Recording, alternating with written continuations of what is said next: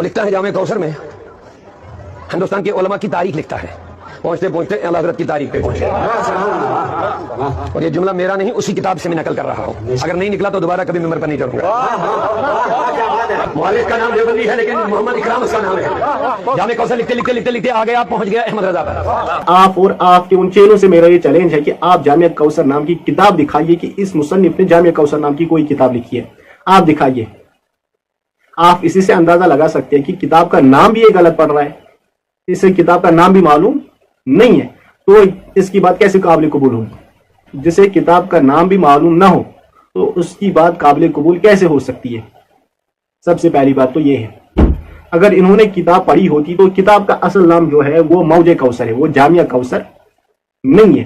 کتاب کا نام جامع کوثر نہیں ہے، بلکہ کتاب کا نام جو ہے وہ موج کوثر ہے، کتاب کا نام جامع کوثر نہیں ہے۔ یہی آپ عالم ہو، آپ کو کتاب کا نام بھی معلوم نہیں، یہی علامہ ان کا جسے کتاب کا نام معلوم نہیں۔ ارے شرم کرو کچھ، آپ نے یہ چیلنج کیا تھا، میں نے یہ چیلنج قبول کر دیا، لہذا آپ دکھائیے کہ جامع کوثر نام کی کوئی کتاب اس مصنف نے لکھی ہے، پھر دوسری چیزوں پہ بات کرتے ہیں، پھر بات کرتے ہیں کہ کتاب میں کیا ہے کیا نہیں لکھا ہے۔ پہلے آپ تو یہ دکھائیے کہ جامع کوثر نام کی کوئی کتاب اس مصنف نے لکھی ہے۔